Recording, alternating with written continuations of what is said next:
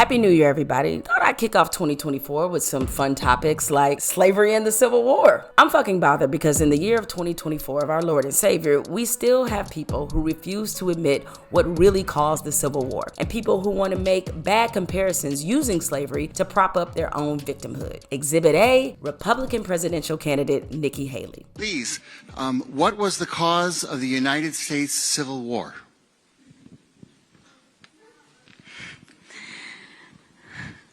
Well, don't come with an easy question or anything. I mean, I think the cause of the Civil War was basically how government was going to run, the freedoms and what people could and couldn't do. First of all, Nimrata, that is an easy question. You said the root cause of the Civil War was about the freedoms of what people could and couldn't do. Now, what was it they wanted to do?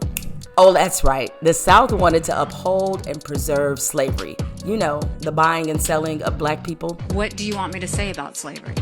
You know what? Never mind. You've said enough, or rather, you didn't say anything, which was part of the problem. Moving on. And then there's the people who want to compare slavery to things that slavery should never be compared to. And by doing that, it not only shows such a blatant disregard for this horrific practice, but in some cases, you're exposing yourself as a fucking idiot. I think it's fine to wonder if that was like the greatest course of action or the ideal way to bring about the end of slavery, particularly because the North invented the draft and the purpose of doing it, which is, in my view, also a form of slavery, that one that then persisted for like another 100 years. You see that look right there? You see that look on Breonna Joy Gray's face? That's the look of Harriet Tubman and all of our enslaved ancestors who are watching this clip from the heavens and thinking, no, this motherfucker didn't compare the military draft to the rape, torture, murder, enslavement, and general brutalization of millions of black people who were kidnapped from their homeland and eventually built America into one of the wealthiest nations in the world. Government can make you go die on a foreign battlefield. You don't own yourself in any conceivable way.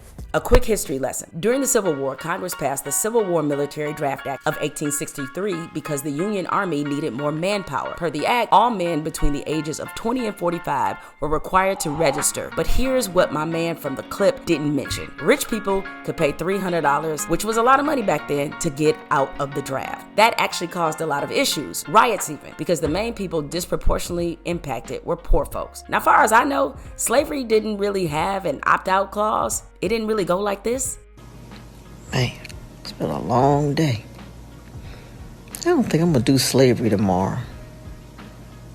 Maybe I'll go half a day. Let me see how I feel in the morning. For those who somehow don't know this, let me learn you. When Abraham Lincoln was elected president in 1861, everybody and their mama knew he didn't get down with slavery like that. Now don't get it twisted. Lincoln did not consider black people to be equals. In fact, during his presidential debates with Stephen Douglas, Lincoln said he had, quote, no purpose to introduce political and social equality between the white and black races. He also said, there is a physical difference between the white and black races, which I believe will forever forbid the two races living together on terms of social and political equality. In fact, the day before Lincoln issued the Emancipation Proclamation, he signed a federal contract with a Florida cotton planter to use federal funds to relocate 5,000 of the formerly enslaved to an island off the coast of Haiti called Cow Island. He ultimately wanted to ship black people back to the Caribbean, Central America, or back to Africa. Anyway, Lincoln said no on slavery, and when he was elected president in 1861, the southern states, starting with South Carolina, where Nikki Haley was governor, began to secede from the Union.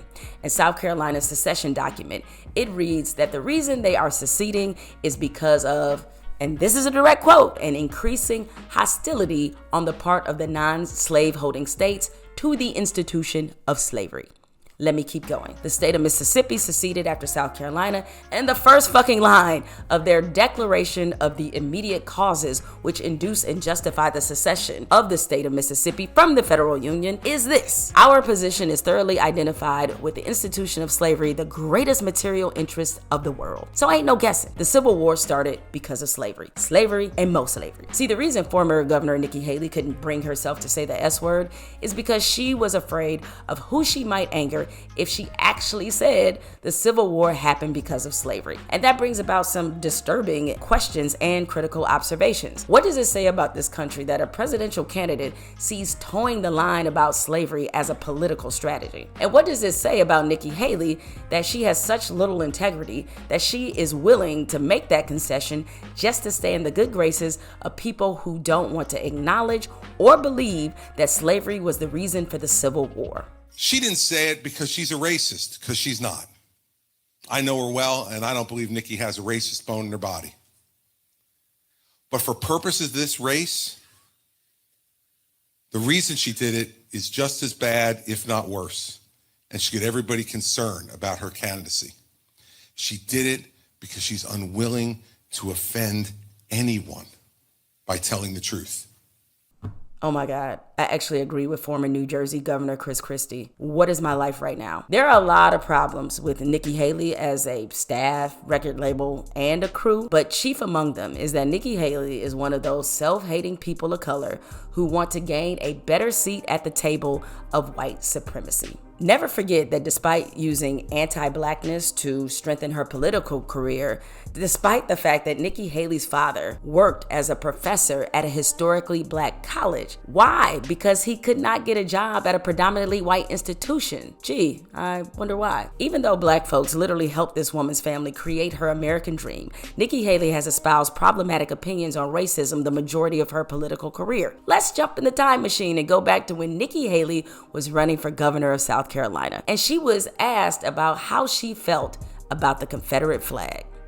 You know, for those groups that come in and say they have issues with the Confederate flag, I will work to talk to them about it. I will work and talk to them about the heritage and how this is not something that is racist. This is something that is a tradition that people feel proud of, and let them know that we want their business in this state, and that the flag where it is was a compromise of all people that everybody should accept as part of South Carolina.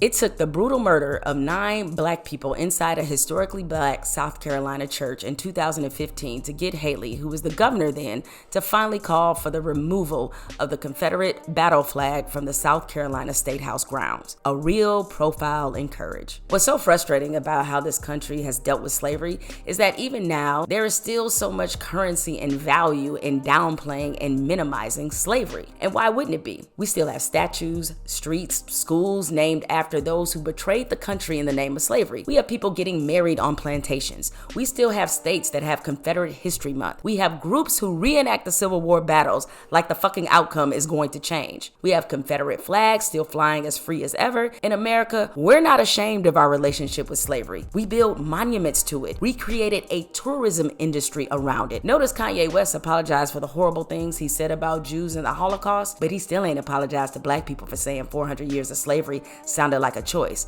But I'ma mind my business. Now, before I get out of here, I feel like I would be remiss if I didn't leave you with some very important ammunition that you can share when idiots who don't read want to get into a debate about slavery or the cause of the Civil War. And I'm gonna get some help here from outstanding journalist and author of the 1619 Project, Nicole Hannah-Jones. Let's start with one of my favorite opinions used to justify slavery in the United States, which is it's really the fault of black people in Africa since they sold black people into slavery to white Europeans. So one, there was no such thing as Africans back then. We're talking about hundreds of different nations and ethnic groups who did not actually see themselves as selling each other into slavery. So we would not say that Europeans fought Europeans in World War II. We say that Germans fought the French and the English fought the Germans. So that's just racist to flatten all of these different groups together.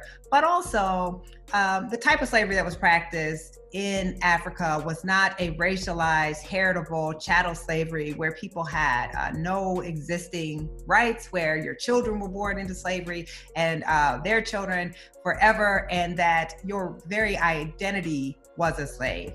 And even if it were, I don't understand how Black people somewhere else doing something wrong somehow justifies white people buying and selling human beings and breeding human beings and selling people on auction block. So